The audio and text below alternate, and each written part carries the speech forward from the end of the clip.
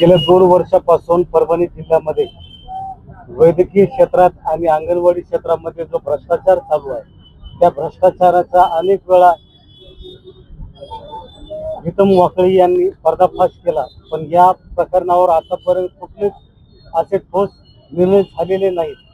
आज परत एकदा परभणी जिल्हा अधिकारी कार्यालयासमोर हे सर्व 2 वर्षाचा डाटा घेऊन ओपनसाठी बसलेले आहेत। प्रीतम सर, काय किती दिवसाचा हे डाटा आहे? परभणी जिल्ह्यातील वैद्यकीय विभागामार्फत राबवल्या गेलेल्या मानव विकास मिशन योजना तथा आपल्या जिल्ह्यातील ज्या काही अंगणवाड्या आहेत त्या अंगणवाड्यांकडून जिंतूर तालुक्यांमध्ये ज्या काही समजा सेवा सुविधांच्या योजना होत्या, अर्थात आपल्याकडे अंगणवाडीसाठी जो काही खाद्याची योजना असेल किंवा शासकीय वाहनाचा घोटाळा असेल, ही सर्व पुरावे आज आम्ही जनतेला खुले केलेले आहेत।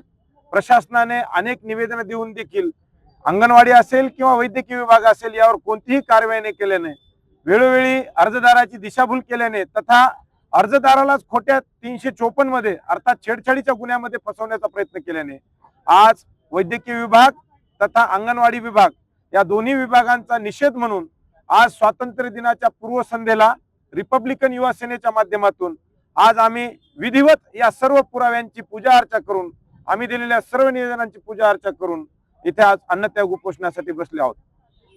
8 तारखेला ज्या गर्भवती महिलेचा मृत्यू झाला बाळाचा, आज त्या मृत्यू प्रकरणी जिल्हा शल्य चिकित्सक आणि डॉक्टर पांचाळ लखीमोर यांची ही घेतले, निलंबित केले। त्यांना काय या प्रकरणाबाबत? खरं पाहता आपल्या जिल्ह्याला जे काही शल्य चिकित्सक लावले होते डॉक्टर लखमावर सर यांचं अत्यंत उत्तम काम आहे।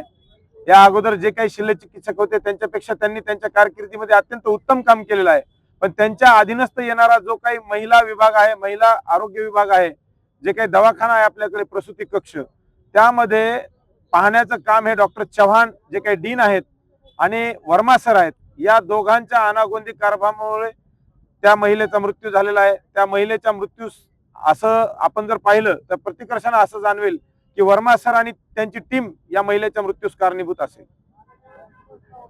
तर हे होते सामाजिक कार्यकर्ते प्रीतम वाकळे यांनी गेल्या 2024 पासून वैद्यकीय क्षेत्रातील आणि अंगणवाडी क्षेत्रातील सर्व पुरावे घेऊन आज परत एकदा उपोषणासाठी बसले आहेत। मी विष्णू साहेब उंडे, LS मराठी परभणी।